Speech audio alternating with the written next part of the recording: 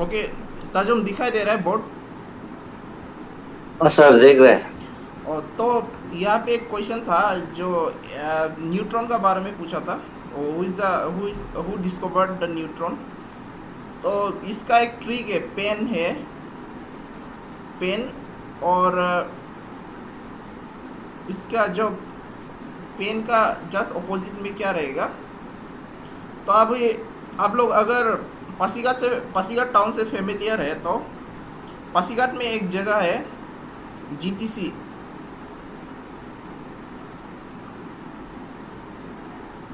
ये एक्चुअली ग्राम सेवक training centre है, ठीक है। ये भी आ सकता है कभी दिन एग्जाम में, ग्राम सेवक ट्रेनिंग सेंटर। तो ये पासीघाट में है। तो जीटीसी से आप पता लगाना है, G for Goldstein, T for Thomson. जो जे थॉमसन आया था ये, और एक था चेडविक। ये 3 ऑप्शन था। इसको आप proton, electron, neutron.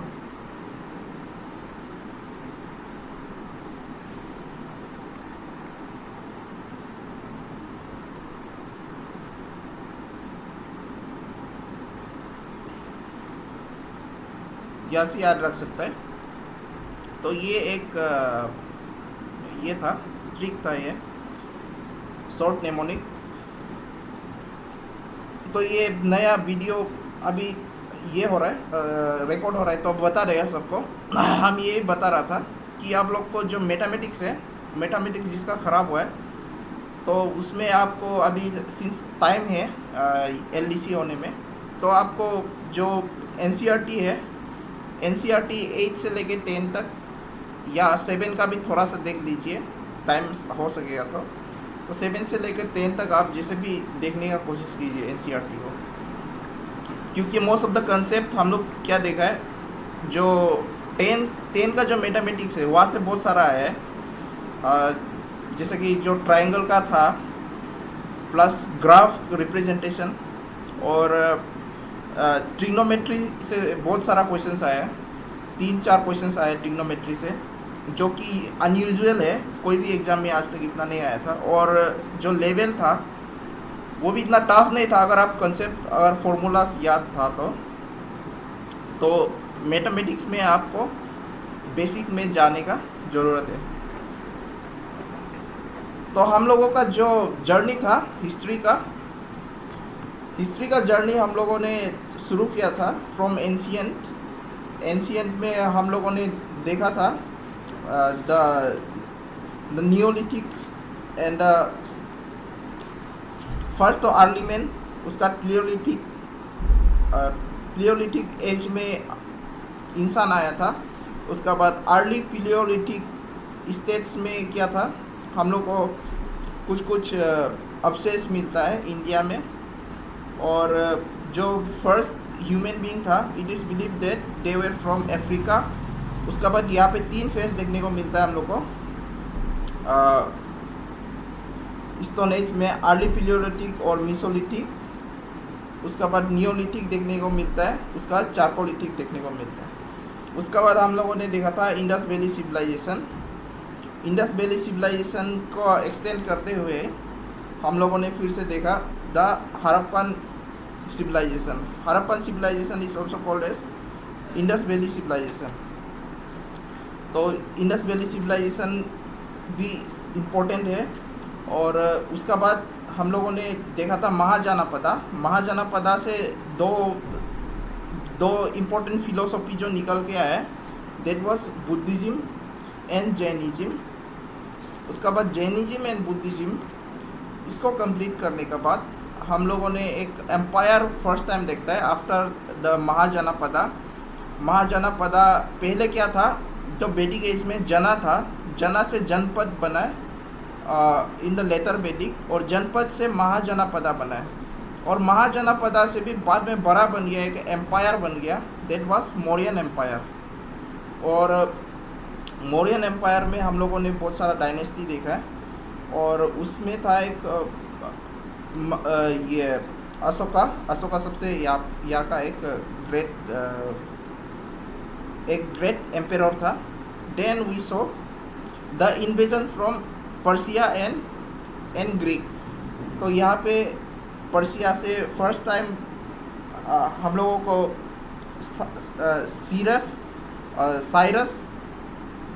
Cyrus first time attack करता है इंडिया में. उसका बाद जो ग्रीक है वो एलेक्जेंडर द ग्रेट आता है. उसका बाद हम लोग गुप्ता एज में आ गया था. गुप्ता एज, और गुप्ता एज में हम लोगों ने देखा डिफरेंट हम लोगों ने गुप्तन पीरियड को भी देखा था. And after that, after Gupta we saw the kingdoms from South India. That was Sangam period. Sangam period क्या था? संगम मतलब कोई चीज़ मिल रहा हो. और यहाँ पे क्या मिल रहा था? The poets and scholars of Tamils. तो यहाँ पे बहुत सारा लिटरेचर का बारे में था. और ये संगम को कौन पेट्रोनाइज कर रहा था? It was Pandyas. तो संगम का बाद हम लोग मिडिवल एज में आ जाता है. मिडिवल एज यूजुअली तब शुरू होता है जब हम लोग को अरब से, जो मिडिल ईस्ट है, मिडिल ईस्ट से हम लोग को जब वहाँ से इन्वेडर्स आता है, वहाँ से यूजुअली हम लोग का जो मिडिवल एज है वो शुरू हो जाता है. And we also see in this period that कि यहाँ पे जो राजपूत है, राजपूत बहुत सारा किंगडम्स बन जाता है.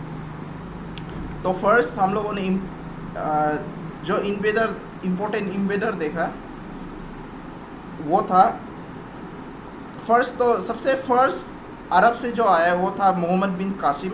मोहम्मद बिन कासिम का बाद महमूद गौरी आता है. गौरी का बाद वो चला जाता है और कुतुबुद्दीन ऐबक को अपना यहाँ का जो चार्ज है उसको सौंप देता है इंडिया का. एंड वहाँ से दिल्ली सल्तनत शुरू होता है. एंड आफ्टर दिल्ली सल्तनत, जो दिल्ली सल्तनत में भी बहुत सारा इम्पोर्टेंट रूलर्स था, लाइक खिलजिस एंड तुगलक. और तुगलक का जब पीरियड हो रहा होता है उसका रूलिंग का समय में, we see that different small states in the South India, वो टूट के एक नया अपना स्टेट फॉर्मेशन करना शुरू कर देता है. और इसमें सबसे इम्पोर्टेंट दो किंगडम है, वो था Vijayanagara kingdom and Bahmani kingdom. और ये दोनों ब्रेकअप होने का बाद 5 किंगडम बनता है. दैट इज बीजापुर, अहमदाबाद और बीजापुर, अहमदनगर, बेरार, गोलकोंडा एंड बिदार. ये होने का बाद हम लोग मुग़ल में आ जाता है. तो मुग़ल को जो याद करने का जो तरीका बताया था, दैट वाज बादशाह, that is Babur, Humayun, Akbar, Jahangir, Shah Jahan and Aurangzeb. तो these are called major Mughals बोलता है इसको. और इसका जो क्रोनोलॉजी को आपको याद रखने का ज़रूरी है. तो इसमें सबसे ग्रेट रहता है अकबर. और जो आर्किटेक्चरल फीट हासिल किया ये लोगों ने, ये किया during the period of Shahjahan. और उसका बाद हम लोग यहाँ पे देखता है इसका इंग्लिश लुक यहाँ पे आना शुरू हो गया था. और जहांगीर का कोर्ट में हम लोग देखने मिलता है दैट कैप्टन हॉकिंस और थॉमस रो, ये 2 ट्रेवलर्स आता है. और दे आर नॉट ट्रेवलर्स, ये एक तो कैप्टन होता है और एक जो थॉमस रो है वो सूरत में फैक्ट्री बनाएगा बोल के आता है. एंड द एक्सटेंट सबसे ज़्यादा हाईएस्ट किसका समय में होता है, वो है औरंगजेब का समय में। और औरंगजेब मरने का बाद जो ये है जो मुग़ल एम्पायर है वो धीरे धीरे डिसइंटीग्रेट होने शुरू हो जाता है। एंड जो डिसइंटीग्रेशन का प्रोसेस है वो होता है लेटर मुगल्स का बाद, लेटर मुगल्स का पीरियड में, after Aurangzeb, that is called later Mughals. और लेटर मुगल्स में जो है बहुत सारा किंग्स आएगा, वो सबको आपको सीरियल वाइज इतना याद रखने का ज़रूरी नहीं है, लेकिन सीरियल वाइज आप याद रख सकेगा तो ठीक है आपके लिए। बट यहाँ पे जो मेजर इवेंट्स हुआ है वो किसका समय में हुआ है ये आपको याद रखना ज़रूरी है। तो यहाँ पे हम लोग देख लिया था बहादुर शाह और जलंधर शाह, फारूक सियार का समय में एक इम्पोर्टेंट चीज़ हुआ था, एक इवेंट हुआ था, डेट वाज जो फरमान दे दिया था जॉन सरमैन को इन 1717 कि वहाँ पे वो लोग ट्रेड कर सकेगा। और उसका बाद रफ़ीकुल दजारत, इसका में इतना कुछ इम्पोर्टेंट चीज़ नहीं होता है। Then after that later Mughals में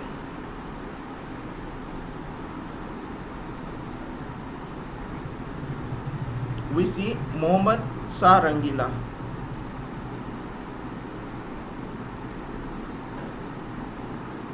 Mohammad Shah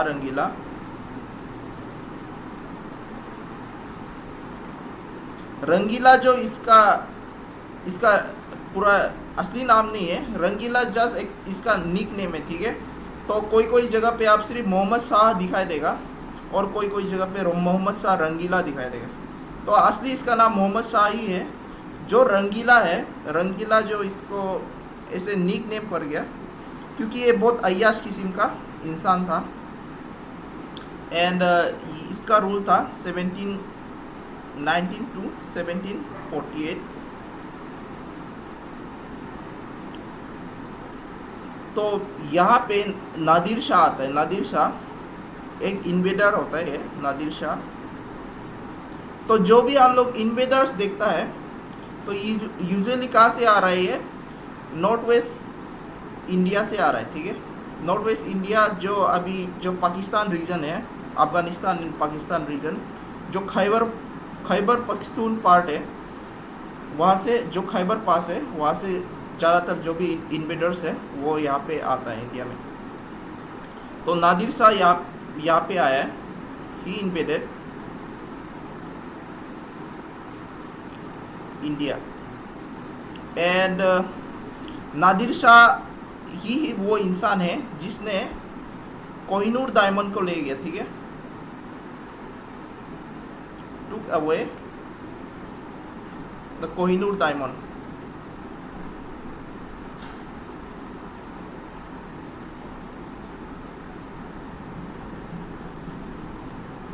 and as well as लिख सकते हैं आप, as well as peacock throne.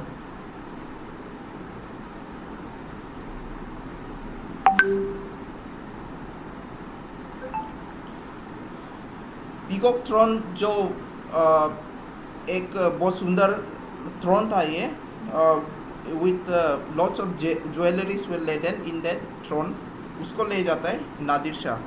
तो ये रंगीला का समय में आता है, मोहम्मद शाह रंगीला का समय में। एंड यहाँ पे जो ये हालांकि इतना इम्पोर्टेंट नहीं है, जब नादिर शाह आता है तो वहाँ पे एक बैटल ऑफ करनाल होता है और ऑब्वियसली इसका जो विनर होता है डेट इज़ नादिर शाह, और ये आराम से इसको जीत लेता है।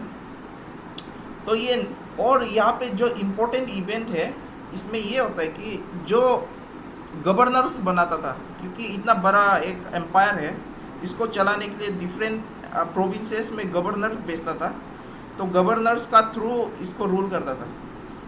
तो ये गवर्नर्स ये समय में अपना से इंडिपेंडेंट किंगडम बनाना शुरू हो गया। हालांकि ये मतलब अभी भी मुगल्स का अंदर में ही है, मतलब मुगल्स को वो लोग ट्रिब्यूट पे करता है, टैक्स पे करेगा, या तो सबसे उसका कुछ ऑर्डर होगा तो उसको मानेगा, दैट काइंड ऑफ थिंग। उसको ट्रिब्यूट देगा, बट वो लोग एक इंडिपेंडेंट स्टेट बना लिया अपने आप में। तो इसमें मेन स्टेट कौन कौन था? इट वाज हैदराबाद,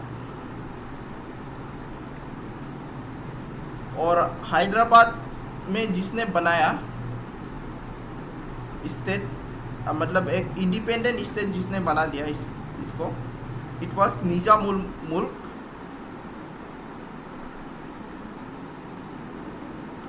कोई कोई जगह पे निजाम उल मुल्क आसफ जहाँ भी बोलता है इसको।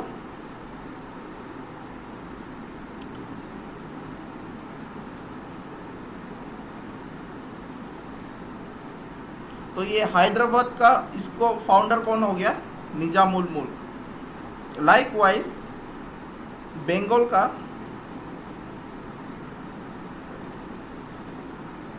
का हो गया मुर्शिद कुली खान।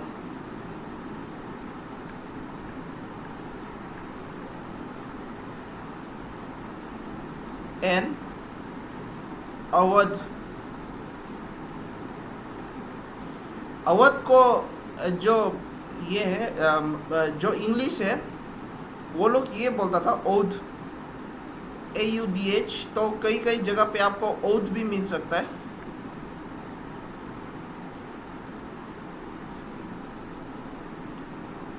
बट इसका जो हम लोग जो इंडियंस है ये इसको अवधी बोलता है। तो ये अभी भी रीजन यूपी में है जो अवधी भाषा है। तो ये वो वाला इलाका ये अवध का ही पड़ता है। तो इसका था बुरहान उल मुल्क। इसको सादत खान भी बोलता है, और यू कैन से बुरहान उल मुल्क।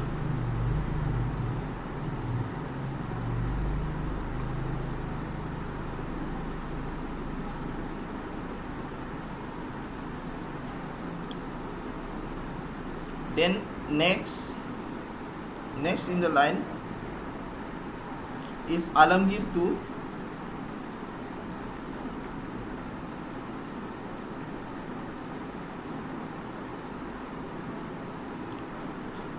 देखिए इसमें आपको बैकग्राउंड में भी थोड़ा बता देगा।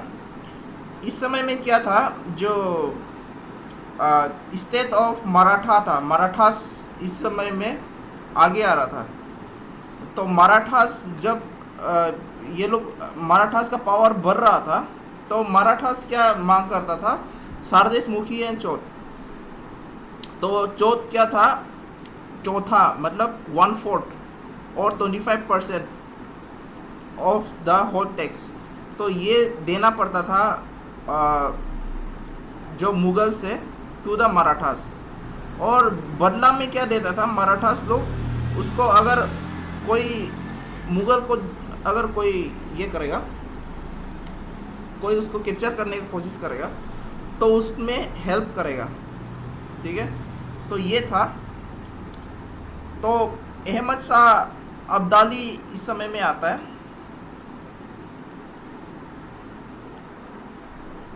एक्चुअली अहमद शाह अब्दाली इससे पहले ही आ जाता है, बट यहाँ पे अब्दाली का साथ एक इम्पोर्टेंट बैटल होता है। ठीक है, that is third battle of Panipat.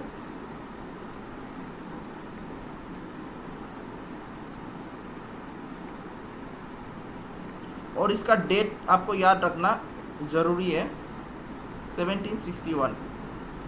और सिंस इसका जो मुगल है, मुगल एम्पायर में इसको अटैक कर रहा है, तो अभी इसको प्रोटेक्ट करने के लिए जो ये था मराठास था, मराठास से आगे आएगा। तो मराठास का बीच और जो इसका इन्वेडर था अहमद शाह अब्दाली, ये दोनों का बीच में ये थर्ड बैटल ऑफ पानीपत होता है। ठीक है, तो it was between Ahmad Shah Abdali versus Marathas, that is Sadasiv Rao भाव। और इस समय में जो पेशवा था, Peshwa during this period was Balaji Bajirao. तो ये पेशवा भी ये है, आप इसका बारे में भी समझ लीजिए। पहले क्या होता था, जो मराठास में एक किंग आया है, सबसे जो पावरफुल किंग था, दैट वाज शिवाजी। तो शिवाजी, छत्रपति शिवाजी जब मर गया, उसका मरने का बाद जो वहाँ का किंग्स था, वो उसका माइनर 2 बेटा होता है, तो वो दोनों आपस में लड़ने का बाद एक उसको सपोर्ट करने के लिए जो वहाँ का नोबल्स है, नोबल लोग आगे आता है। और जो नोबल्स जो सबसे इम्पोर्टेंट नोबल्स होता है, आप समझ सकते हैं, जैसे कि एक प्राइम मिनिस्टर। तो जो पेशवा था, दे वर द नोबल्स। तो ये नोबल्स लोग ही बाद में ज़्यादा पावरफुल हो गया, किंग से भी ज़्यादा पावरफुल हो गया। किंग तो रहता था, रूल करता था, लेकिन जो डिसीजन लेगा, जिससे बैटल करना होगा, ये सब का डिसीजन कौन लेता था? पेशवा लेता था। तो हम लोग एक जो मराठा का रूलिंग्स है, जो एम्पायर है, वहाँ पे ये भी दिखता है कि फर्स्ट शिवाजी तक जो किंग्स था, वो लोग का पास पावर था, बट लेटर ऑन ये पेशवास लोग के साथ पावर हो जाता है। तो डेट इज़ वाई पेशवा को हम लोग यहाँ पे इम्पोर्टेंस दे रहे हैं। तो इस समय पेशवा था बालाजी बाजीराव। एंड यहाँ पे जो मराठास है, Marathas are defeated during this third battle of Panipat. तो 3 बैटल है पानीपत का, सबका सब आप लोग को याद रखना है डेट का साथ। Next in line is Shah Alam 2।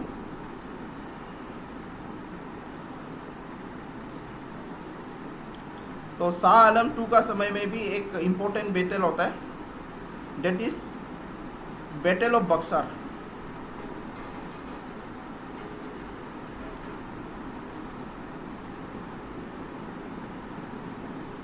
Battle of Buxar.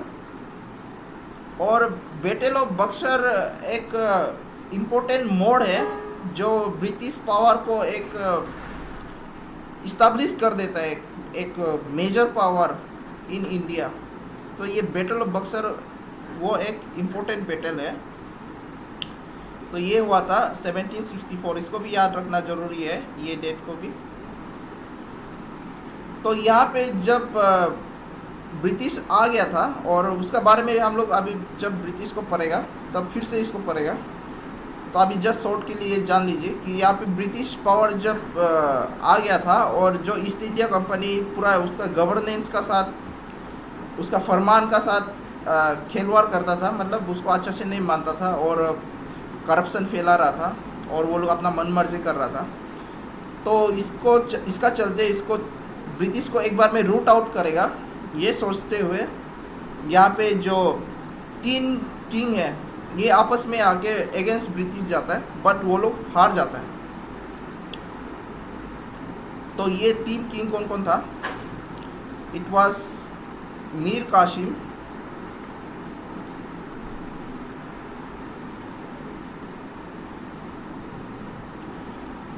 who was the Nawab of Bengal,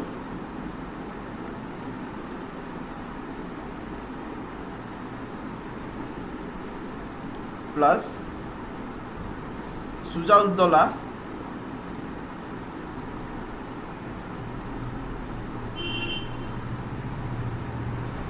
was the Nawab of Awadh, plus Shah Alam II, this Shah Alam II, ठीक है।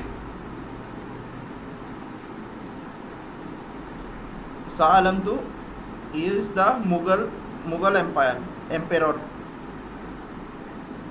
तो ये तीनों लड़ता है versus East India Company, and ये लोग को हार का सामना करना पड़ता है। एंड जो ये है ये विक्टोरियस हो जाता है ईस्ट इंडिया कंपनी जो ये बैटल में। एंड आफ्टर दैट ये बैटल, जो भी बैटल होता है, बैटल होने के बाद एक ट्रीटी साइन होता है। ट्रीटी में बताया जाएगा क्या होगा टर्म्स एंड कंडीशन, क्या वो अभी पीस मेंटेन करेगा या कोई किसी जो हार गया वो फाइन देगा, या जो भी होगा वो जो हार गया वो वहाँ से चला जाएगा। एक टर्म्स एंड कंडीशन, एक साइन होता है आफ्टर एवरी बैटल। तो यहाँ पे एक वैसे ही एक ट्रीटी ऑफ इलाहाबाद होता है, this is also important.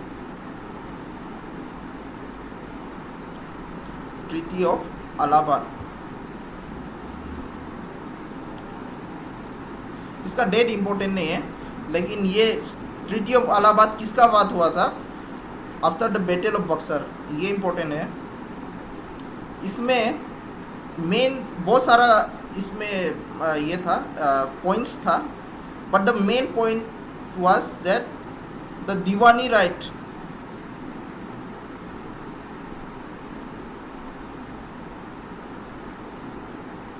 Deewani right of BBO, याद रखिए, बंगाल, बिहार एंड ओडिशा। ये सब दीवानी राइट क्या है? Diwani right means right to collect revenue. पहले क्या था, वो लोग का जस्ट मुनाफा से वो लोग ट्रेड करके जो भी मुनाफा लेगा वो लोग लेगा, ये था। अभी वो लोग को राइट मिल गया कि वो लोग टैक्स भी कलेक्ट कर सकता है, जो रेवेन्यू है उसको कलेक्ट कर सकता है। तो ये दीवानी राइट मिल जाता है after the treaty of Allahabad. तो ये दीवानी राइट मतलब क्या है? राइट टू कलेक्ट रेवेन्यू और टैक्सेस।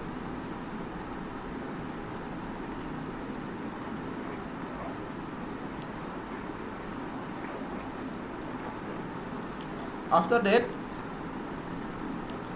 अकबर II का रूल आता है।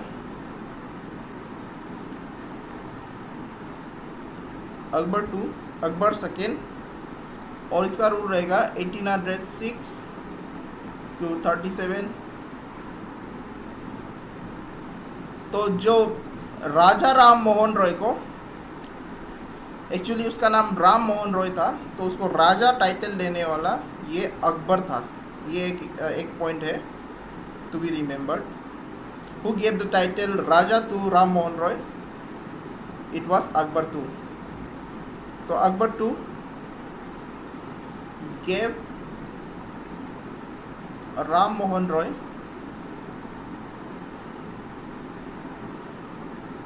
the title of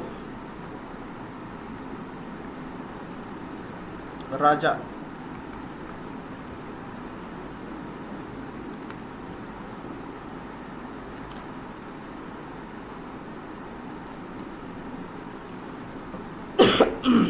और लास्टली जब मुगल का शासन ख़त्म हो जाएगा, इट वाज बहादुर शाह और बहादुर शाह जफ़र। बहादुर शाह जफ़र, तो जफ़र भी इसका पेन नेम है, और ये शायरी लिखता था। तो जफ़र का नाम से शायरी आता है अभी, मतलब है, अभी भी प्रेजेंट है। अगर आप गूगल में सर्च करेगा तो ये शायरी लिखता था। उसका जो जाफ़र था, जाफ़र जो इसका पेन नेम था, तो उसको बहादुर शाह जाफ़र इसको ज्वाइन कर देता है। एक्चुअली ये सिर्फ बहादुर शाह था, तो इसको बहादुर शाह जाफ़र भी बोलता है। लेकिन जाफ़र जो क्या था, Zafar was his pen name. Pen name मतलब क्या होता है, तो कोई कोई राइटर्स ऐसा होता है जैसे कि आजकल एक्टर्स लोग करता है। तो अक्षय कुमार का असली नाम अक्षय कुमार नहीं है, कुछ भाटिया है। क्या भाटिया था वो याद नहीं आपको, कुछ उसका टाइटल लेकिन भाटिया है। तो ऐसे यूज़ करता है कुछ कुछ एक्टर्स, जैसे कि टॉम क्रूज का नाम थॉमस है, तो उसको शॉर्ट करके टॉम यूज़ करता है। तो लाइक दैट इसका जो पेन नेम था इट वाज जाफ़र, तो इसको बहादुर शाह जाफ़र भी बुला लेता है। और इस समय में क्या था, the famous revolt that was the revolt of 1857। ये रिवोल्ट ऑफ 1857 इसका समय में होता है। और जब ये रिवोल्ट छेड़ जाता है, छेड़ने के बाद पूरा ग्रुप जो भी ये सब रिवोल्ट कर रहा था, स्पेशली जो सोल्जर्स था, वो लोग आके ये बहादुर शाह जफर का सामने आ जाता है। तो ये तो बूढ़ा हो चुका था और इसका पास, ये जानता था कि ये नहीं जीत पाएगा ब्रिटिशर्स को, और ये जानते हुए भी इसको एक्सेप्ट करना पड़ा है कि मतलब इतना सारा लोग आ गया, अभी पूरा सब प्रेशर में है, अगर वो इनकार कर देगा तो शायद वो उसको ही मार देगा। तो ये समझ के वो एक्सेप्ट करता है इसको। और जो वहाँ का जो आंदोलनकारी होता है, द रिवोल्ट ऑफ 1857 का, इसको राजा बना देता है। He is proclaimed as a king of India. और ब्रिटिशर्स लोग को अभी भगाने का शुरू हो जाएगा, बट ये चीज़ सक्सेसफुल नहीं हो पाता है। और इसको बाद में जो बर्मा है, Burma, it is now Myanmar, तो उस समय में बर्मा था उसका नाम, तो बर्मा भेज देता है इन Rangoon.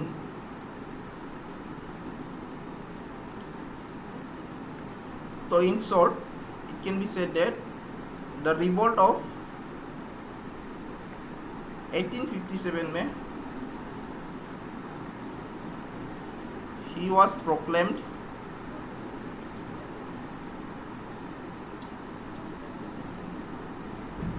the emperor of India। And जब उसको सप्रेस कर दिया, द रिवोल्ट ऑफ 1857 को जब ईस्ट इंडिया कंपनी ने सक्सेसफुली सप्रेस कर दिया, then he is arrested and he is deported to Rangoon, that is in Burma. Now it is called Myanmar. तो रंगून का नाम भी चेंज हो गया, अभी इसको शायद यांगोन बोलता है क्या, यांगोन शायद इसका नाम हो गया। तो बर्मा से भी म्यांमार बन गया।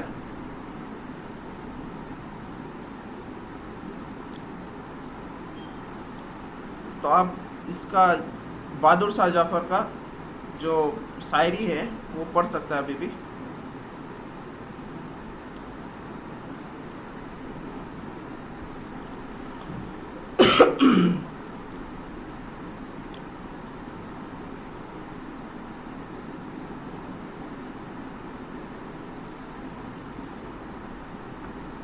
सो ये हो गया हम लोग का सब मुगल एम्पायर, पूरा अभी ख़त्म हो गया। नाउ स्टार्ट में जाइए, जब यहाँ पे जो सूर एम्पायर है, सूर एम्पायर का साथ हम लोगों ने थोड़ा सा ये देखा था, सूर एम्पायर का साथ जो बाबर का बाद हुमायूं जो आया था, हुमायूं जो शेर शाह सूरी उसको हरा दिया था। तो जो सूर एम्पायर था, द सूरी एम्पायर और सूर एम्पायर, तो ये भी एक इम्पोर्टेंट पावर था उस समय में। तो let's go back to time, जहाँ पे अभी हुमायूं का पीरियड में आप वापस आ जाइए, ठीक है।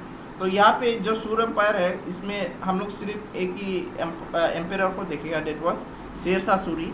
और शेरशाह सूरी एक ऐसा एम्पायर था, उसका बाद से पूरा डिसइंटीग्रेट हो जाता है।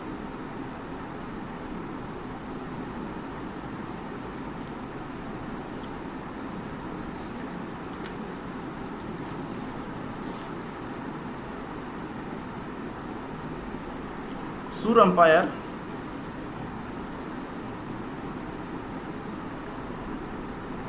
या सूरी एम्पायर,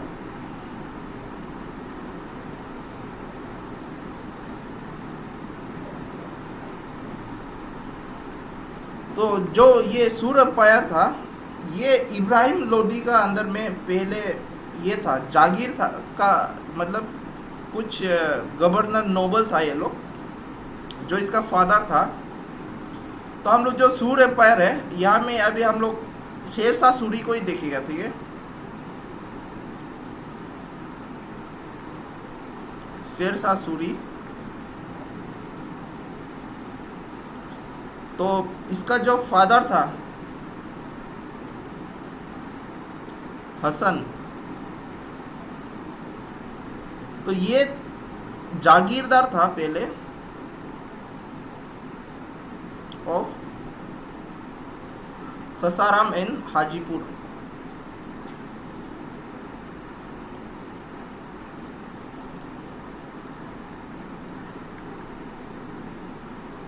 तो ये ससाराम जो मेन कैपिटल है सूर एम्पायर का, इसको याद रखिए। और during Ibrahim Lodi,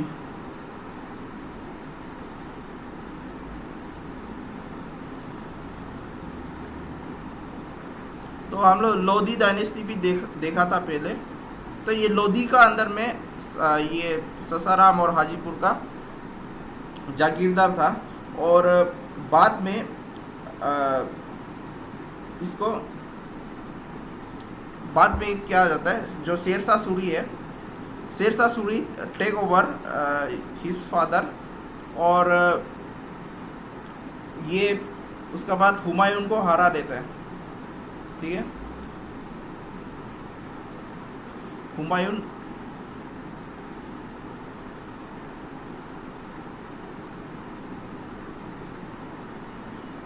is defeated multiple times.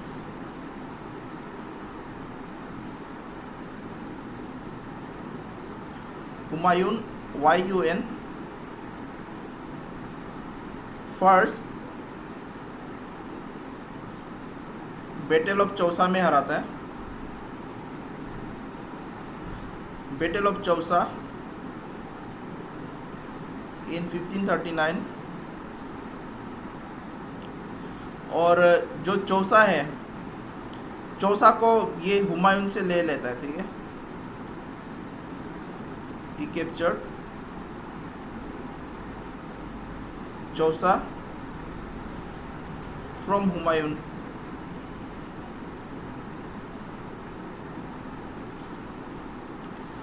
And battle of Kannauj,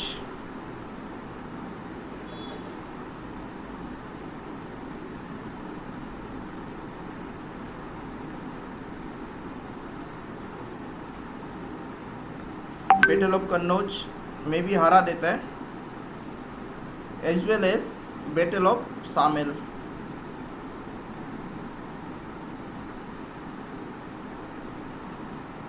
battle of Samel में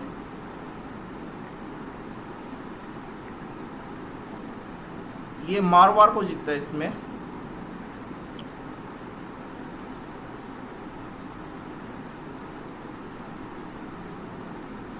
राजपूत ऑफ मारवाड़। और इसका मरने का बाद जो शेरशाह सूरी है, ये ही एक इम्पोर्टेंट रूलर होता है इसका, ये किंगडम का, सूर एम्पायर का। तो इसका मरने का बाद इसमें एक सिविल वार फिर से छिड़ जाता है for the throne, for the power, for the kingdom. और वो सिविल वॉर चलने का बाद ये फिर से इसको टेक ओवर कर देता है बाय हुमायूं, जो कि वापस आता है। जो पहले चला गया था, मतलब भाग के वो छुप रहा था जो सिंध एरिया में, वो वापस आता है। तो वो हम लोग देख लिया था ड्यूरिंग हुमायूंस टाइम। तो हुमायूं वापस आता है और फिर से ये पूरा कैप्चर करके वो फिर से अंडर मुगल्स हो जाते हैं वो सब एरिया। तो ये था सूर एम्पायर। तो सूर एम्पायर का कुछ कुछ एस्पेक्ट्स है, लाइक रेवेन्यू सिस्टम,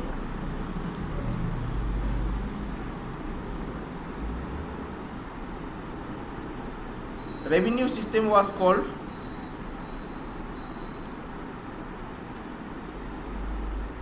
गज-ए-सिकंदरी और सिकंदरी गज, गज-ए-सिकंदरी भी बोलता है इसको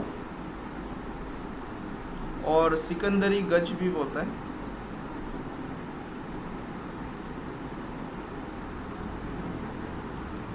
एंड कॉइन में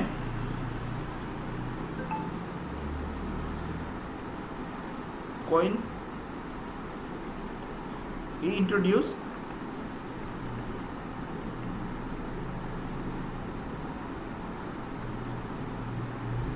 सिल्वर रुपया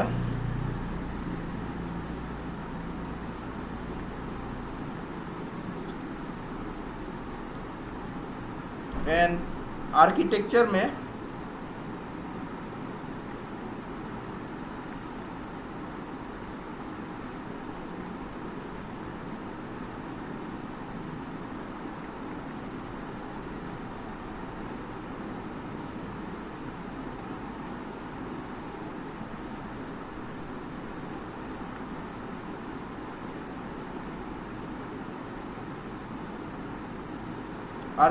में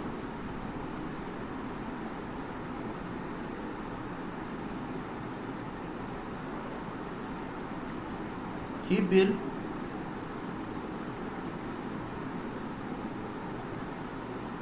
पुराना किला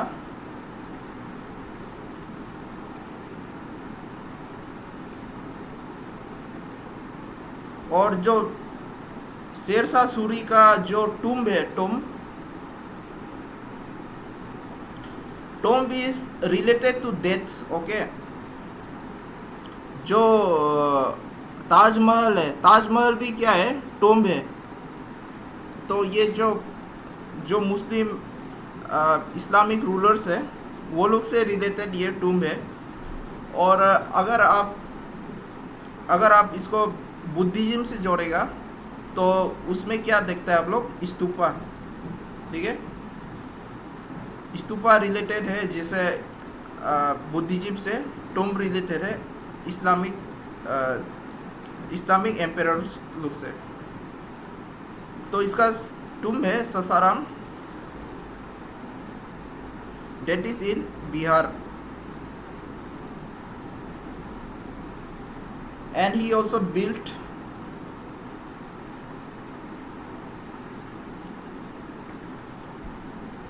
ग्रैंड ट्रंक रोड,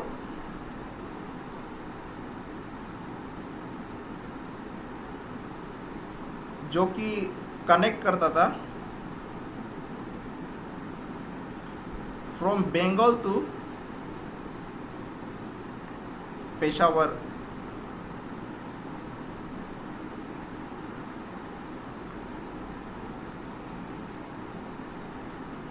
और इसमें जो एक जो फेमस एक कहानी लिखा था, एक famous book was written during his period was Padmavat. Even though Padmavat में जो निगेटिव कैरेक्टर है, जो प्रोटागोनिस्ट एंटागोनिस्ट जो है, जो निगेटिव कैरेक्टर, वो खिलजी को दिखाया गया है। तो खिलजी इससे बहुत पहले में था, ठीक है, खिलजी इससे बहुत पहले में था, Alauddin Khilji.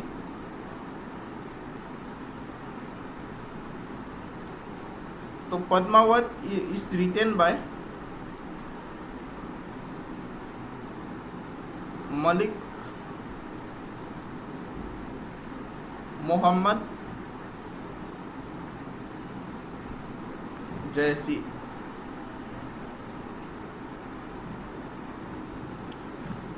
He was the writer.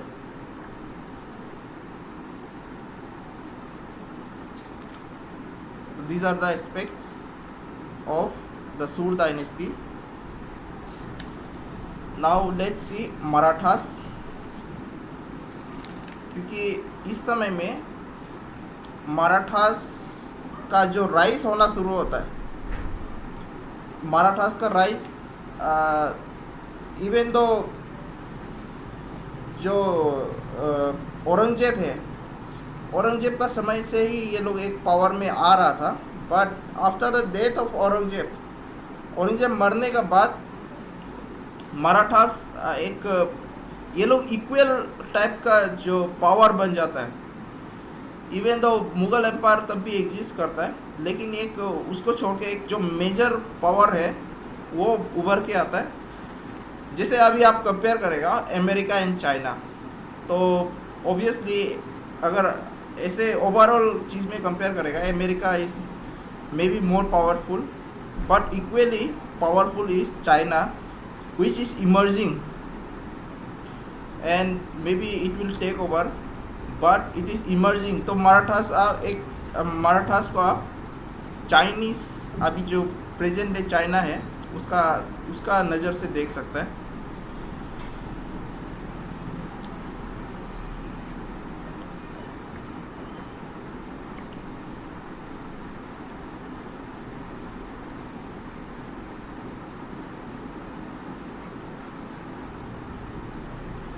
देखिए मराठास में दो पीरियड आएगा।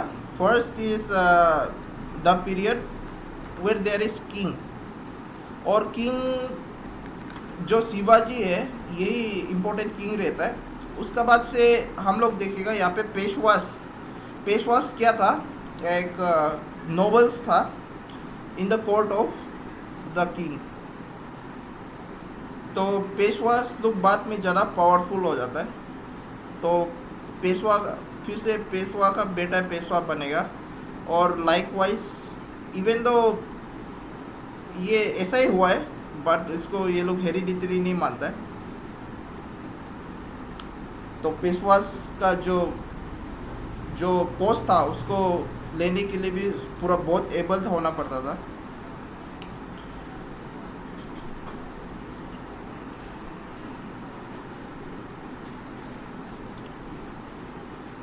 तो हम लोग औरंगजेब का बाद इस लोग का राइज देखता है। औरंगजेब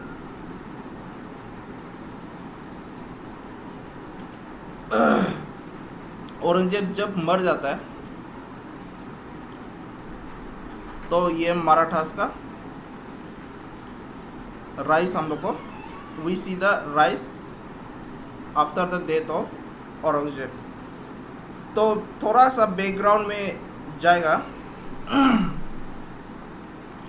तो हम लोगों ने देखा था जो बहामानी किंगडम है, बहामानी एंड विजयनगरा, ये दो किंगडम ब्रेकअप होने के बाद 5 किंगडम बन के आया था। That was Ahmednagar. ये फिर थोड़ा बैक जा रहा है, ठीक है। बेरार,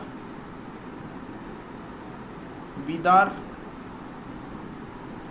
बीजापुर और गोलकोंडा, ये लोग मेजर पावर एक स्टेट बन गया था after the break of Vijayanagara and Bahmani kingdom. तो इनिशियली जो इसका मराठास का जो इनिशियल स्टेज होता है ये कहाँ से शुरू होता है? तो जो मराठास है ये लोग कुछ ऐसा एक जैसे कि एक राजपूत हो गया, तो ये लोग ऐसा कोई भी क्लैन से ऐसे बिलोंग नहीं करता है। ये लोग एक पीजेंट रूलर बोलता है इसको, पीजेंट रूलर। तो पीजेंट बीइंग द फार्मर, तो ये लोग ऐसे ग्राउंड रिलेटेड वर्क से ये सब करता था। तो ये लोग का अगर जैसे कि आ, कोई राजपूत का कुछ टाइटल हो जाता है, तो वो राजपूत का टाइटल क्या है, वो लोग एक नोबल क्लास ही माना जाएगा। बट जो जो मराठास का ये है, मराठास में जो टाइटल होगा वो एक किंग का भी हो सकता है और एक कॉमनर का भी एक वो सेम टाइटल हो सकता है। तो ये लोग को that is why they are considered that they are peasant rulers. तो इससे राइस सबसे पहले होता है the father of Shivaji, that is Shahji. Shahji Bhosale से सबसे पहले राइस होता है इसका, मराठा किंगडम फॉर्मेशन का। तो शाहजी भोसले जो ये अहमदनगर का मिलिट्री चीफ होता है।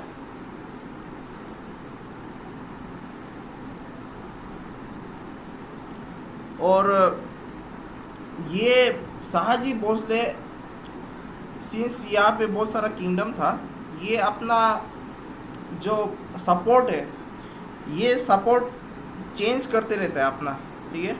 तो इसका जो शाहजी भोसले था ये ड्यूरिंग शाहजहां पीरियड में ये था, ठीक है, शाहजहां पीरियड।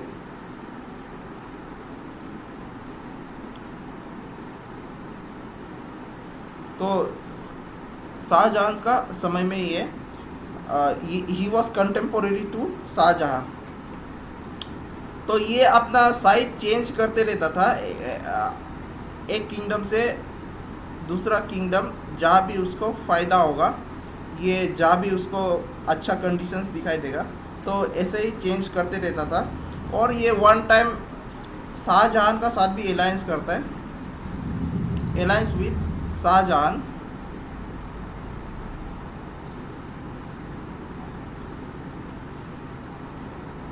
इसको आप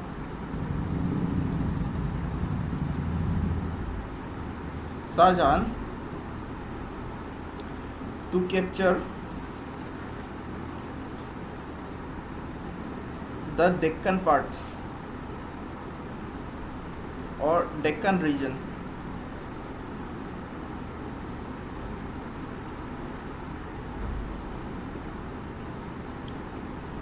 और यहाँ पे एक मोड़ आता है इन 1632।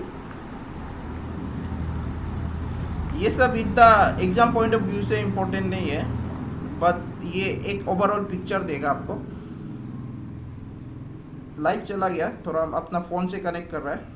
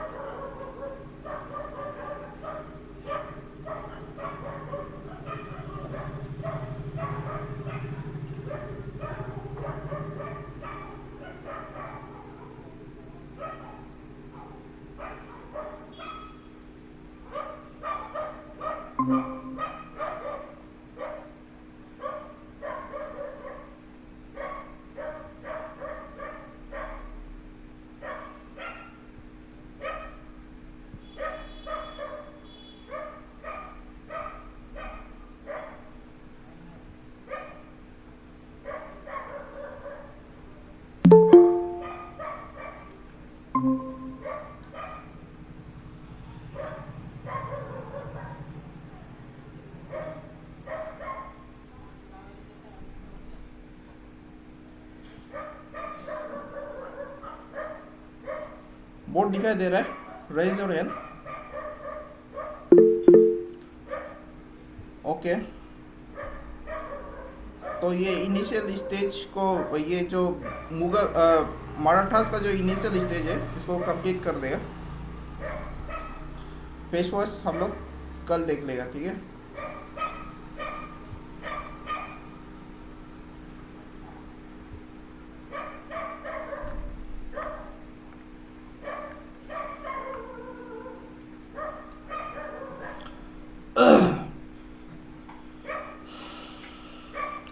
तो यहाँ तक हम लोगों ने ये देखा था कि जो राइज ऑफ मराठास है ये शुरू होता है from Shahji Bhosale. Shahji Bhosale is the father of Shivaji, और ये अपना चेंज करते रहता था, जो साइड है साइड चेंज करते रहता था जहाँ भी उसका फ़ायदा हो। तो ये शाहजहां का साथ देता है in capturing the Deccan regions also. और इन 1632 मुगल्स जो है, मुगल जो उसका जो जागीर का जो राइट है इसको वापस ले लेता है, took away his Jagir, and जो एरिया था अहमदनगर का उससे सटा हुआ था बीजापुर। तो ये फिर से शाहजी जो है he rejoins the Bijapur sultanate, he rejoins the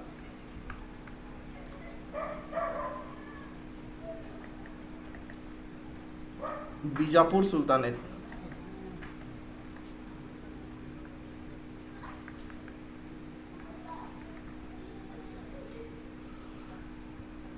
end again in 1634 को मुगल्स फिर से अटैक कर देता है बीजापुर को।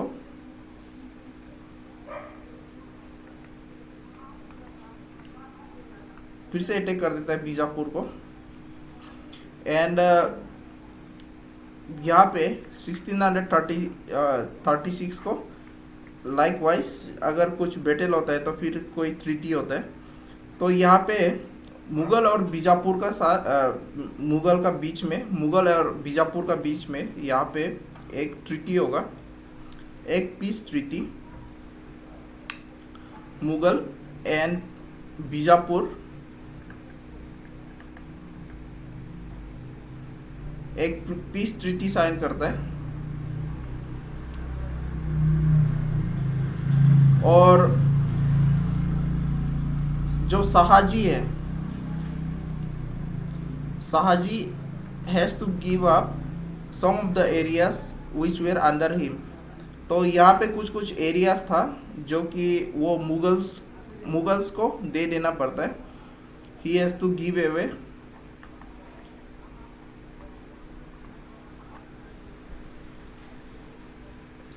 some regions, some areas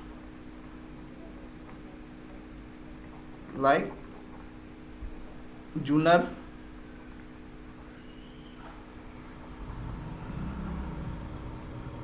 and Maholi, etc.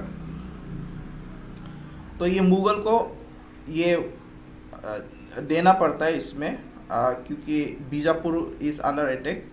और जो एरिया जो इम्पोर्टेंट एरिया था अंडर दिस शाहजी, तो ये मेन एरिया था इसका पूना, जो प्रेजेंट डे पुणे है।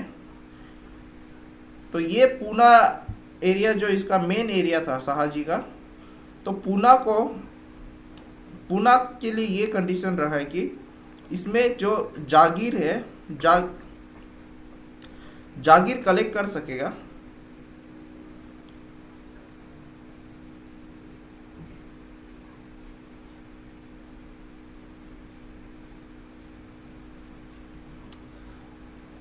Okay,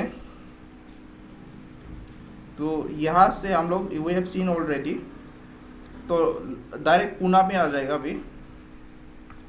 I hope you can hear me, raise your hand. Okay, तो Poona was the main area of this Shahaji.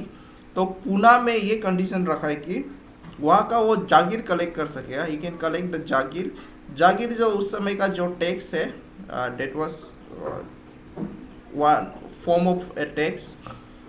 तो यहाँ का जागीर को वो ले सकेगा, बट यहाँ पे रहने नहीं सकेगा, ही कांट लिव देयर। तो ये कंडीशन रखा है। और जो पूना है, पूना में ही जो शिवाजी है, शिवाजी एंड उस समय में शिवाजी जो एक माइनर होता है, एक छोटा बच्चा होता है, शिवाजी जो पूना में रहेगा with his mother and the name of Shivaji's mother was Jijabai.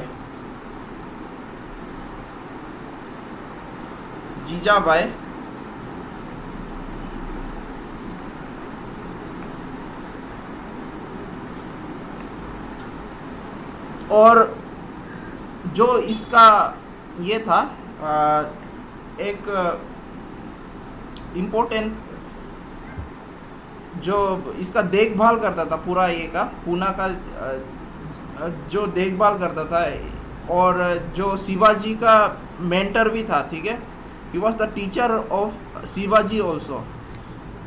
तो ये था दादाजी कोंडादेव। दादाजी कोंडादेव। तो ये इसका शिवाजी का एक मेंटर भी था, और यहाँ का जो पूना का जो यहाँ का देख रेख था, ये भी इसका अंदर आता था। तो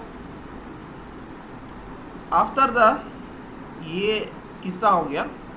now let's go back, now let's move forward to Shivaji.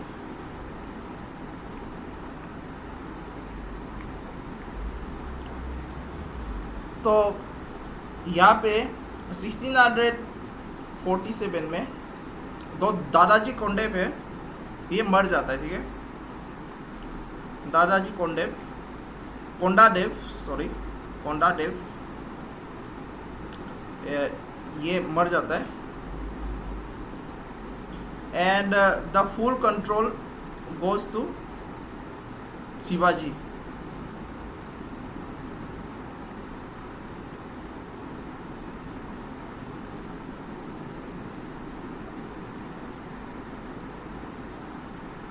full control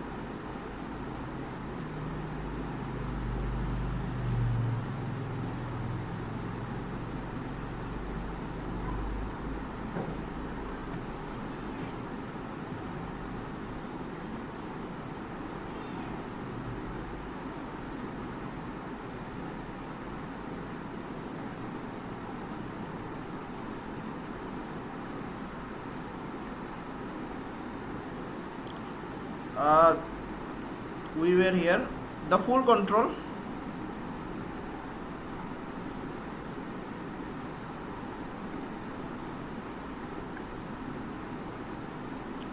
अभी इसको मिल जाता है शिवाजी को, और ये पूना का पूरा जो जागीरदार है ये बन जाता है शिवाजी। और इसका जो एक्सपांसन है, एक्सपांसन शिवाजी शुरू करता है, ठीक है। Expansion is done by Shivaji in different expeditions, like in 1646, जब वो सिर्फ 16 ईयर्स का था ऑफ एज। तो ये कैप्चर करता है the Torna fort of Bijapur, और 1656 captured the Raigarh fort,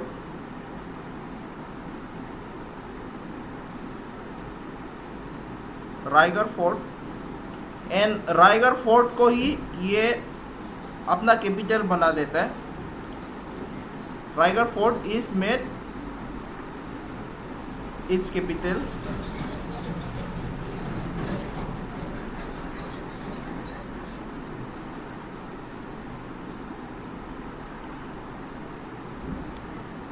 और 1658 को he further extend to the south, south में भी ये अपना एक्सटेंशन करता है।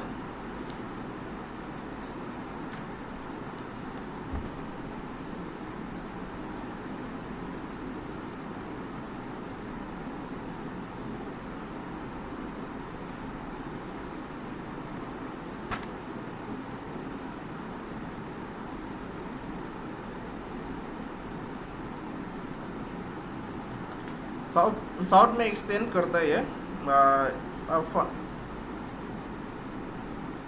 इन सतारा। सतारा भी अभी महाराष्ट्र का अंदर में है, एंड कोंकण स्ट्रिप। तो ज्योग्राफी में हम लोगों ने देखा था जो मालाबार का ऊपर में है, मालाबार का जो ऊपर वाला साइड है, जो कोस्टल प्लेन है, that is called Konkan strip. जो मुंबई का जो कोस्टल एरिया है, मुंबई से जो नीचे तरफ, डेट इज ऑल कोंकण।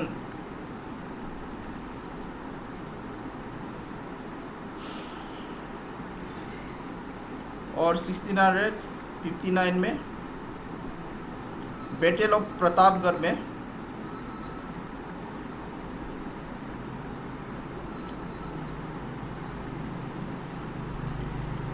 ये जो आदिल शाह है, आदिल शाह को हरा देता है।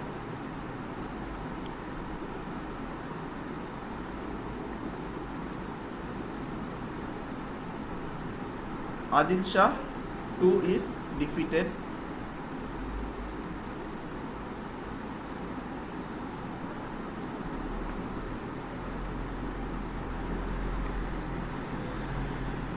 देन इस समय में किसका रूल चल रहा था? औरंगजेब का।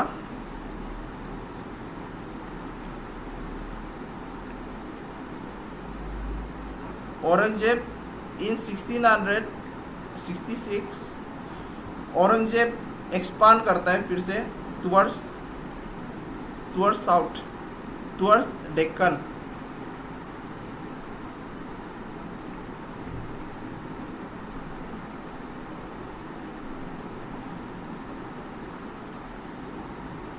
और जो Aurangzeb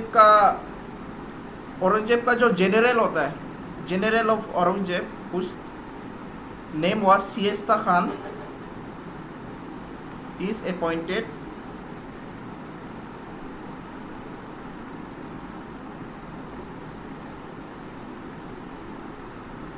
Shaista Khan to capture Pune in 1660 और फिर से इन 1665 जो मुगल अगेन अटैक करता है and capture Mughal under the leadership of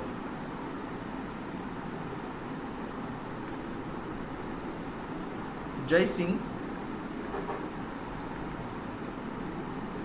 he captured Purandar fort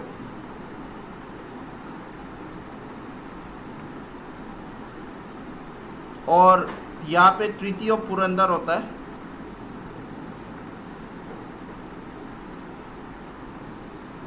तृतीय पुरंदर और तृतीय पुरंदर में Shivaji has to give a lot of territories to the Mughals, like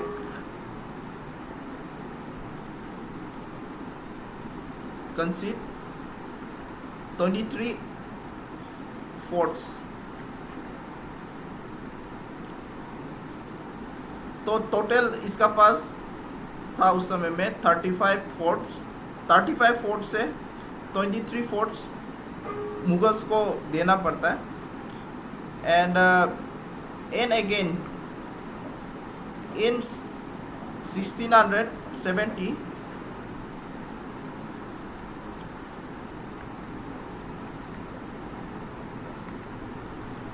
Shivaji recaptured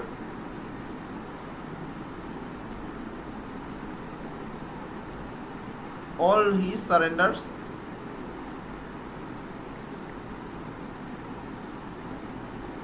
forts और यही समय में ये इवेंट का लेते हुए इसको 1674 में जो शिवाजी है is given the title of Chhatrapati.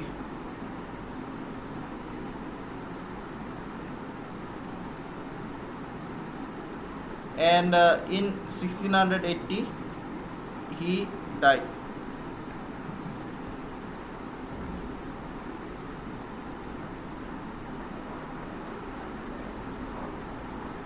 तो यही था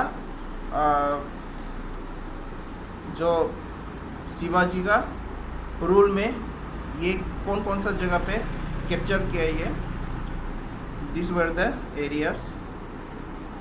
और जो इम्पोर्टेंट ये है जो टर्म है चौथ एंड सारदेश मुखी, इसको याद रखिए। चौथ वाज 1/4 और जो सारदेश मुखी है सारदेश मुखी वाज 1/10 ऑफ द एरिया।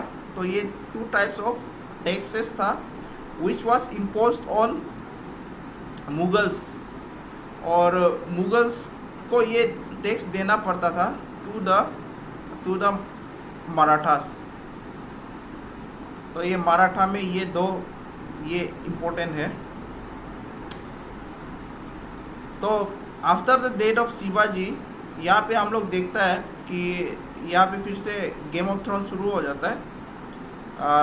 जो उसका 2 बेटा होगा, एक राजा राम और एक तो संभाजी और राजा राम का बीच में फिर से जो थ्रोन के लिए फाइटिंग शुरू हो जाता है। और वैसे ही हिस्ट्री प्रोग्रेसेस इटसेल्फ। तो यहाँ पे फिर से संभाजी आएगा, उसके बाद धीरे धीरे पेशवास लाइमलाइट में आना शुरू हो जाएगा। तो पेशवास को हम लोग कल देखेगा, ठीक है। आप लोगों को कुछ बोलना है तो फिर से हम ये बोल देगा, जो भी क्लास है आज अटेंड नहीं किया है, आप लोग एलडीसी के लिए मैथमेटिक्स का जो ये है एनसीईआरटी है, उसको अच्छे से पढ़िए, ठीक है। और जो भी हो आप कंसल्ट कर सकते हैं कभी भी, ये बात याद रखिए। Okay, thank you, good night.